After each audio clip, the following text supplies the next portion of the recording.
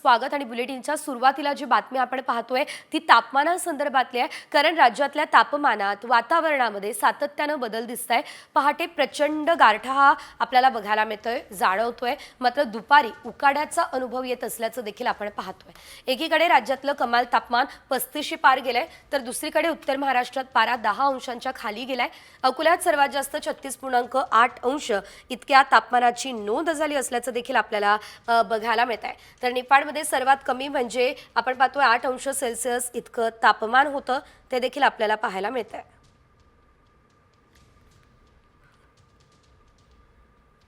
तर आपण पाहतोय यावेळेस पहाटे गारठा आणि दुपारी मात्र उकाडा हा अशीच परिस्थिती आपल्याला बघायला मिळते। तर विषम तापमानामुळे संसर्गजन्य आजारांमध्ये वाढ होण्याची शक्यता आहे, तेव्हा प्रकृतीची काळजी घ्या हे आवाहन डॉक्टर्सने केलेलं आहे।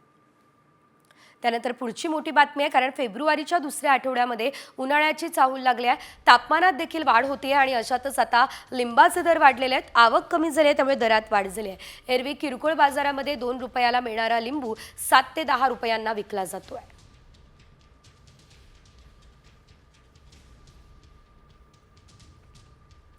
यानंतर संपूर्ण राज्यभरातल्या आणखी काही मोठ्या आणि महत्त्वाच्या अपडेट्स आपल्याला जाणून घ्यायचे आहे 36 जिल्हे 36 रिपोर्टर्सच्या माध्यमातून। अमरावती जिल्ह्यामध्ये यंदा सुद्धा पाणी टंचाई तीव्र होण्याची शक्यता आहे। यंदा जवळपास 700 गावं पाणी टंचाईच्या छायेत आहे। संपूर्ण तालुक्यातून टंचाई निर्मूलनाच्या उपाययोजना सुचवण्यात आलेल्या आहे। अनेक गावांना यावेळेस टँकर्सने पाणी पुरवठा केला जात असल्याचं बघायला मिळतंय आणि टँकरची गरज पडणार असल्यानं 30 गावांमध्ये टँकर देखील प्रस्तावित करण्यात आलेले आहेत।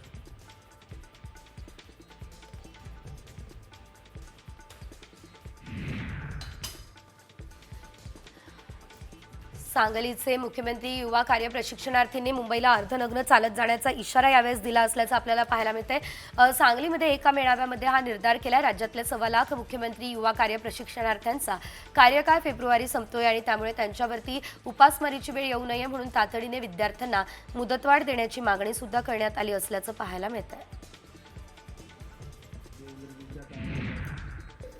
दुचाकीवरून आलेल्या तरुणानं पेट्रोल पंप कर्मचाऱ्याला मारहाण केली आहे। कोल्हापूरच्या सांगली फाटा या ठिकाणी कोरगावकर पेट्रोल पंप या ठिकाणची ही घटना आहे। कर्मचाऱ्याला चाकूचा देखील धाक दाखवण्यात आलाय, तर पेट्रोल पंपावरील कर्मचाऱ्याचा मोबाईल सुद्धा फोडण्यात आलेला आहे।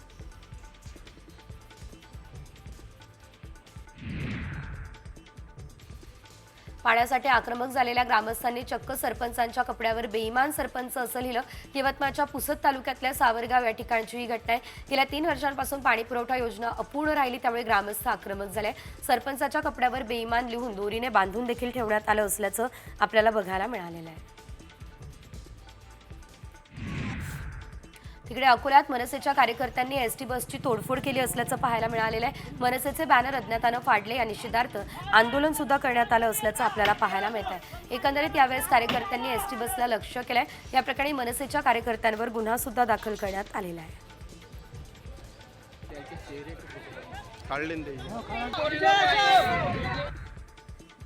वर्ध्याच्या आर्वी या ठिकाणी सार्वजनिक बांधकाम विभागाच्या कार्यालयामध्ये सुशिक्षित बेरोजगार अभियंत्यांनी यावेळेस धडक दिलेली आहे आणि ई निविदेत पात्र असलेल्या कंत्राटदारांना अपात्र ठरवलंय। मनमर्जीतील कंत्राटदारांना कामं मॅनेज करून देत असल्याचा आरोप केलाय। कार्यकारी अभियंत्यांची चौकशी करून कारवाईची मागणी या दरम्यान करण्यात आलेली आहे।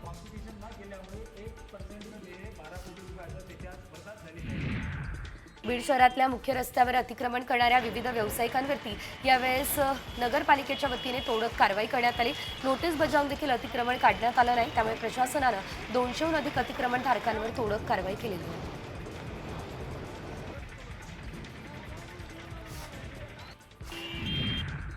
जुन्नरच्या आळेफाटा परिसरात उभ्या असलेल्या ट्रकमधून डिझेल चोरी केल्याचा प्रकार आता समोर आला असल्याचं आपल्याला बघायला मिळत आहे। एकंदरीत डिझेल चोरणाऱ्या परराज्यातील 5 आरोपींना आळेफाटा पोलिसांनी अटक केली आहे। त्यांच्याकडून 200 लिटर डिझेलचा साठा आणि एका गाडीसह 15 लाखांचा मुद्देमालही जप्त करण्यात आलेला आहे।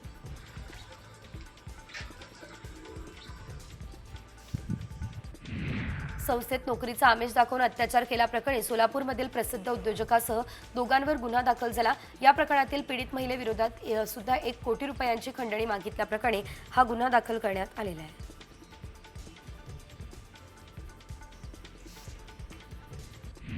शिक्षिके पेशाला काळिमा फासणारी संतापजनक घटना घडली असल्याचं बघायला मिळालेलं आहे। नांदेड जिल्ह्यातील हदगाव तालुक्यातील तामसामध्ये घडली आहे। अल्पवयीन विद्यार्थिनीला गुंगीचं औषध देऊन अत्याचार करण्यात आलाय। या प्रकरणी शिक्षकावर गुन्हा दाखल झालाय। या घटनेच्या निषेधार्थ तामसा शहरही बंद ठेवण्यात आलेलं आहे।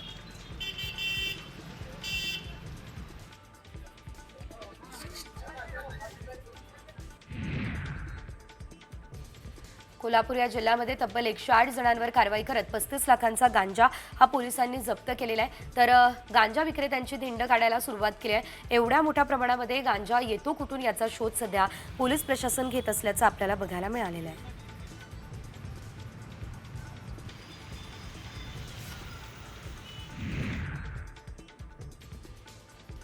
सीसीआयच्या सॉफ्टवेअरचा घोळ यवतमाळमध्ये सलग तिसऱ्या दिवशी कायम होता आणि त्यामुळे कापूस खरेदी बंद होती। आता यवतमाळमध्ये केंद्रावर आलेला कापूस ऑफ रेकॉर्डवरती खरेदी करण्यात आलाय। यासोबत शेतकऱ्यांकडून या कापसाचे स्वयंघोषणापत्र लिहून घेण्यात आले। कापूस खरेदीच्या पावत्या मात्र थांबवण्यात आलेल्या आहेत।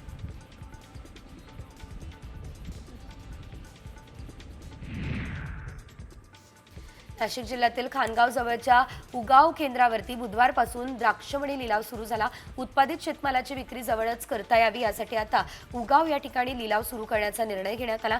या नियोजनामुळे शेतकऱ्यांना थेट बाजारपेठेपर्यंत प्रवेश मिळणार असं देखील सध्या सांगितलं जात आहे।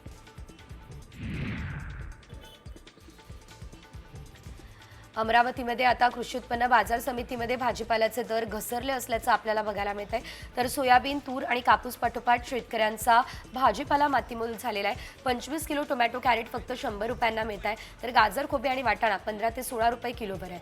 पालकाची जोडी देखील 6 रुपयाला मिळते।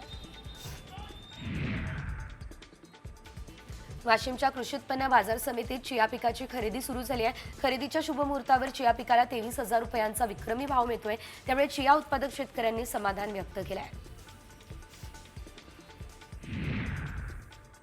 जळगाव केंद्र शासनानं 100 कोटी रुपयांच्या केळी क्लस्टरला मंजुरी दिली आणि या योजनेमध्ये केळीची साठवणूक शिवाय निर्यात क्षमता वाढवण्यास कोल्ड स्टोरेज आणि वेअर हाऊससाठी सरकारकडून 50% अनुदान मिळणार आहे। त्यामुळे आता जिल्ह्याच्या केळी उत्पादकांना दिलासा देखील मिळाला असल्याचं एकंदरीत आपल्याला सध्या तरी बघायला मिळत आहे।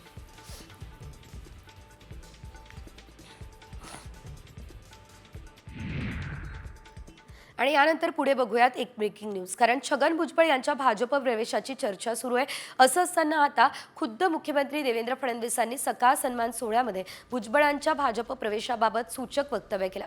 हातात बालभारतीचं पुस्तक घेत छगन कमळ बघ असं म्हणत थेट फडणवीसांनी भुजबळांच्या पक्षप्रवेशाचे संकेत दिले असल्याचं आपल्याला बघायला मिळालेलं आहे। अजित पवार यांनी मात्र मंत्रिपद न दिल्यानं भुजबळ नाराज होते। त्यांनी फडणवीसांची भेटही घेतली। त्यानंतर आता फडणवीसांनी हे वक्तव्य केलं असल्याचं आपल्याला पाहायला मिळतंय।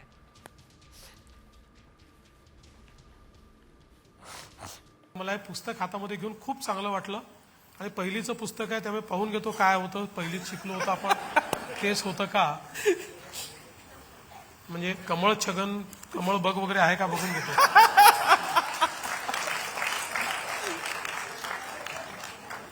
खूप जुनी योजना होती, किती जुनी योजना होती बघा। तर छगन कमळ बघ असं म्हणत त्यांनी थेट छगन भुजबळ भाजपमध्ये प्रवेश करणार हे जे संकेत आहेत थेट फडणवीसांनी दिलेले आहेत। शिवाय आणखी काही मोठ्या आणि महत्त्वाच्या अपडेट्स वेगवान स्वरूपात। पालघर जिल्ह्यात वसई विरारजवळ लोकसंख्या झपाट्यानं वाढते आहे, म्हणूनच या भागामध्ये तिसरं विमानतळ सुरू करण्याची परवानगी मोदींनी दिली आहे असं फडणवीस सकाळ सन्मान सोहळ्यामध्ये म्हणाले। लाडकीमुळे कोणतीही योजना बंद होणार नाही असं मुख्यमंत्री फडणवीसांनी सांगितलं। शिवभोजन थाळी बंद होणार या केवळ अफवा आहे आणि या सर्व योजना सुरू राहणार असंही त्यांनी यावेळेस सांगितलं।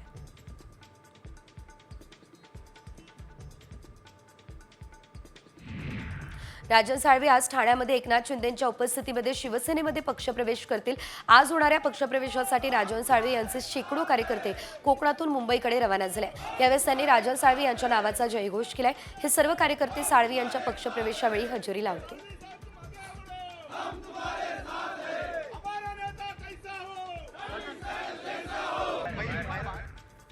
शिवसेना उद्धव बाळासाहेब ठाकरे यांच्या पक्षाचे नेते राजन साळवे पक्ष सोडणार असल्याची चर्चा गेल्या काही दिवसांपासून होत होती। यावर आता शिक्कामोर्तब झालेला आहे, कारण साळवे यांनी आता पक्षाच्या उपनेतेपदाचा राजीनामा दिलाय। तसंच ते शिंदेंच्या सेनेमध्ये प्रवेश करणार आहेत। शिवसेनेमध्ये जे येतील त्यांचं आम्ही स्वागत करू, ही प्रतिक्रिया उपमुख्यमंत्री एकनाथ शिंदेंनी राजन साळवींच्या पक्षप्रवेशावेळी दिली. आमचं सरकार काम करणारं सरकार आहे असं म्हणत शिंदेंनी ठाकरेंना टोला देखील लगावला.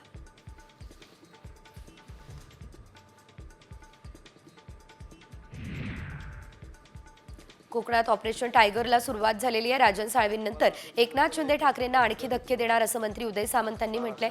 15 फेब्रुवारीला आणखी काही प्रवेश होणार अशी माहिती सामंतांनी दिली आहे. तुम्हाला जो अपेक्षित असलेला एक पक्षप्रवेश उद्या देखील होणार आहे, त्याच्यामुळं 15 तारखेला माझ्याकडे ठाकरेंना जय महाराष्ट्र करणाऱ्या राजन साळवींवर माजी खासदार विनायक राऊतांनी हल्लाबोल केला. भाजपमध्ये जाऊ म्हणणारे शिंदेसेनेमध्ये जाणाऱ्या साळवींची कीव करावी वाटते, ही टीका राऊतांनी यावेळेस केली. त्यांनी अनेक बैठका घेतल्या. त्या प्रत्येक बैठकीमध्ये आपल्याला भाजपमध्ये जायचं आहे, देवेंद्र फडणवीस साहेब आम्हाला हे देणार ते देणार असं सांगत होते. कोकणात भाजपने महाविकास आघाडीला मोठा धक्का दिला. सिंधुदुर्गच्या कुडाळमधील आता ठाकरे गट आणि काँग्रेसचे 9 नगरसेवक भाजपमध्ये प्रवेश करणार ही माहिती आहे. भाजपचे कार्याध्यक्ष रवींद्र चव्हाण यांच्या नेतृत्वात पक्ष प्रवेश होणार आहे. ठाकरे गटाचे 7, काँग्रेसचे 2 नगरसेवक यांचा यामध्ये समावेश आहे.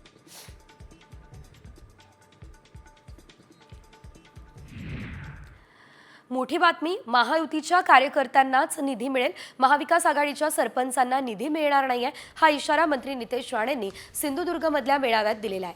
तर ओरोसमधल्या मेळाव्यात महाविकास आघाडीमधल्या अनेक कार्यकर्त्यांनी भाजपमध्ये प्रवेशही केला असल्याचं एकंदरीत आपल्याला पाहायला मिळतंय.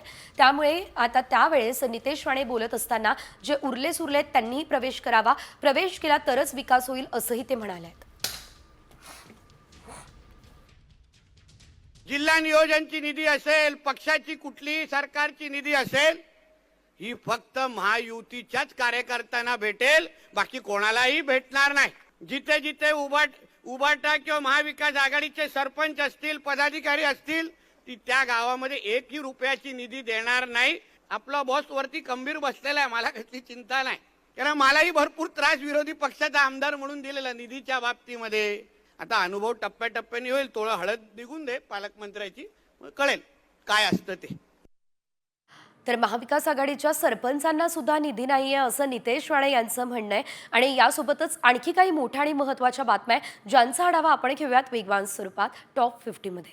छत्रपती शिवाजी महाराज आणि डॉक्टर बाबासाहेब आंबेडकर यांच्याविषयी वादग्रस्त वक्तव्य करणाऱ्या राहुल सोलापूरकरांना पुणे पोलिसांनी क्लीन चिट दिली. सोलापूरकरांच्या दोन्ही व्हिडिओमध्ये गुन्हा दाखल करावा असं आक्षेपार्ह काही आढळलेलंच नाहीये असं ते म्हणाले. पुण्याचे पोलीस आयुक्त अमितेश कुमार यांनी या संदर्भात खरं तर हे विधान केलं. युट्यूबर रणवीर अलाहाबादी याच्या वादग्रस्त विधानानंतर आता इंडियाज गॉट टॅलेंट शो पोलिसांच्या रडारवर आलाय. पहिल्या एपिसोडपासून ते 6व्या एपिसोडपर्यंतचे सर्व एपिसोड सायबर सेलच्या रडारवर आहे. इतकंच नाही तर या शोमध्ये उपस्थिती लावलेल्या सर्वच 30 ते 40 सेलिब्रिटींना सायबर सेलने समन्स देखील धाडलं असल्याचं बघायला मिळत आहे.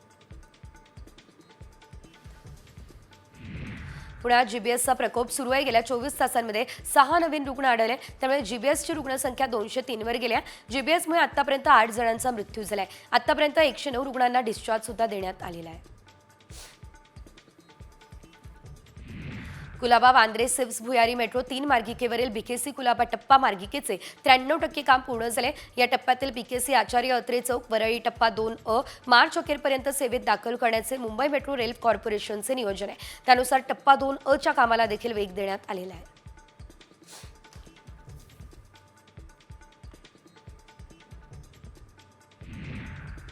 पुणे शहरातील दळणवळण आता गतिमान करण्यासाठी येरवडा ते कात्रज भुयारी मार्ग तयार करावा, याबाबतचा प्रस्ताव तातडीने सादर करण्याचे निर्देश देवेंद्र फडणवीसांनी दिले. पुणे महानगर प्रदेश विकास प्राधिकरणाच्या सह्याद्री अतिथीगृह या ठिकाणी आयोजित बैठकीमध्ये याबाबतचे निर्देश जे ते देण्यात आले.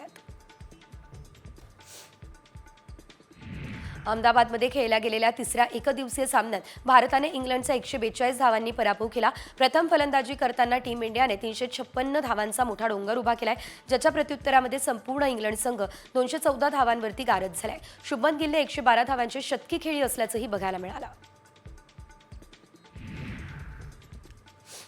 आता PMLA कायद्यातल्या तरतुदींचा गैरवापर एखाद्या व्यक्तीला तुरुंगात ठेवण्यासाठी करता येणार नाहीये, या शब्दांमध्ये सर्वोच्च न्यायालयानं ईडीला फटकारलंय. छत्तीसगडमधल्या कथित दारू घोटाळ्यातील आरोपी IAS अधिकाऱ्याला न्यायालयानं जामीन मंजूर केला आणि त्या दरम्यान न्यायालयानं ईडीचे कान उपटले.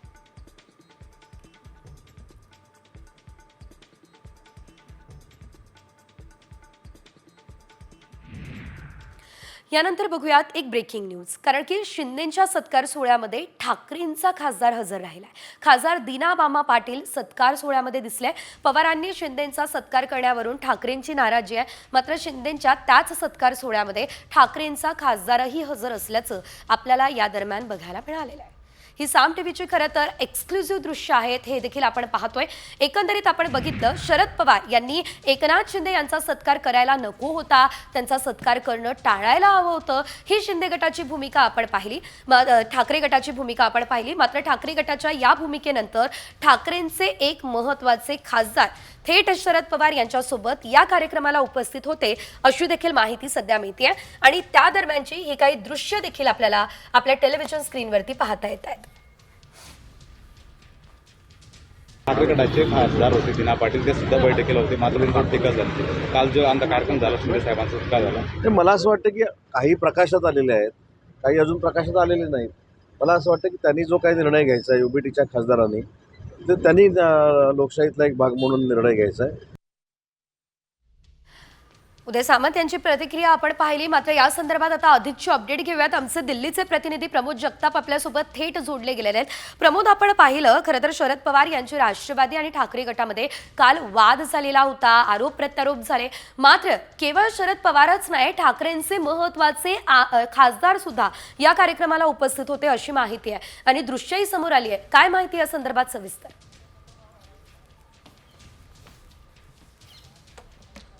सेजल, 2 दिवसांपूर्वी शरद पवार यांच्या हस्ते एकनाथ शिंदे यांना महाजी शिंदे राष्ट्रगौरव पुरस्कार देण्यात आलेला होता आणि त्या पुरस्कार सोहळ्याला ठाकरे गटाचे खासदार संजय दिना पाटील हे उपस्थित होते. संजय दिना पाटील हे ते संजय दिना पाटील आहेत ज्यांनी 4 दिवसांपूर्वी ज्यावेळेस ऑपरेशन टायगरच्या चर्चा महाराष्ट्रामध्ये सुरू झालेल्या होत्या, त्या दिवशी दिल्लीमध्ये अरविंद सावंत जे शिवसेनेचे खासदार आहेत त्यांच्या निवासस्थानी सगळ्या खासदारांचं एकत्रित शक्ती प्रदर्शन केलं गेलेलं होतं. मात्र त्या शक्ती प्रदर्शनामध्ये 9 पैकी 1 खासदार अनुपस्थित होते आणि ते खासदारांचं नाव होतं संजय दिना पाटील. संजय दिना पाटील त्या कार्यक्रमाला शक्ती प्रदर्शनाला अनुपस्थित असतानाच ज्यावेळेस एकनाथ शिंदे यांना पुरस्कार दिला जातो त्यावेळी उपस्थित असलेल्या वेगवेगळ्या चर्चा ज्या आहेत त्या आता सुरू झाल्याचं आपल्याला बघायला मिळते. खरं तर त्यांच्याकडनं असं सांगितलं गेलेलं आहे की शरद पवार यांच्या उपस्थितीमध्ये हा कार्यक्रम होता, त्यामुळे मी उपस्थित राहिलो होतो, अशा पद्धतीची प्रतिक्रिया त्यांच्याकडनं दिली गेली आहे. अशा पद्धतीचं ट्विट देखील त्यांनी केलेलं आहे. पण ज्या पद्धतीने ठाकरे गट असेल किंवा शिंदे गट असतील, या दोन्ही पक्षांमध्ये वैर असल्याचं आपल्याला बघायला मिळते. राजकीय या दोन्ही पक्षांमध्ये मतभेद असल्याचं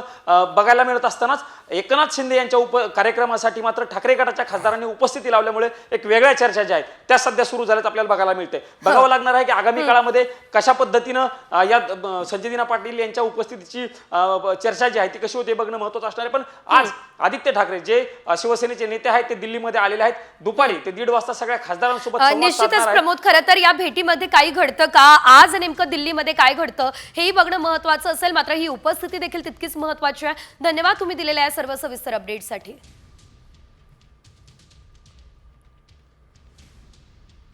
तर ठाकरेंचे काही खासदार हे शिंदे गटाच्या वाटेवर असल्याची चर्चा सुरू असताना एक खासदार मात्र शिंदेंच्या कार्यक्रमात दिसलेला आहे. त्यामुळे हा देखील ऑपरेशन टायगरचा भाग आहे का, हा देखील प्रश्न उपस्थित झालेला आहे. याशिवाय पुढे एक मोठी बातमी, दिल्ली दौऱ्यामध्ये आदित्य ठाकरे शरद पवार यांची भेट घेणार अशी देखील माहिती सूत्रांनी दिलेली आहे. शिंदे सेनेच्या ऑपरेशन टायगरच्या पार्श्वभूमीवरती आदित्य ठाकरे हे दिल्ली दौऱ्यावर असल्याचं आपल्याला बघायला मिळत आहे. उपमुख्यमंत्री एकनाथ शिंदेंचा सत्कार शरद पवार यांनी केला, त्यामुळे उद्धव ठाकरे हे नाराज होते. राऊतांच्या टीकेनंतर शरद पवार गटाकडून जोरदार प्रत्युत्तर देण्यात आलं असल्याचंही आपल्याला बघायला मिळालेलं आहे. या पार्श्वभूमीवरती आता आदित्य ठाकरे शरद पवारांची भेट घेणार का, याकडे सर्वांचं लक्ष आहे. याशिवाय दिल्ली दौऱ्यामध्ये आदित्य ठाकरे राहुल गांधी, अरविंद केजरीवाल यांची सुद्धा भेट घेणार आहे. त्यांच्यासोबतच ठाकरे गटाच्या खासदारांसोबत देखील ते संवाद साधणार अशी माहिती सध्या तरी एकंदरीत आपल्याला बघायला मिळते.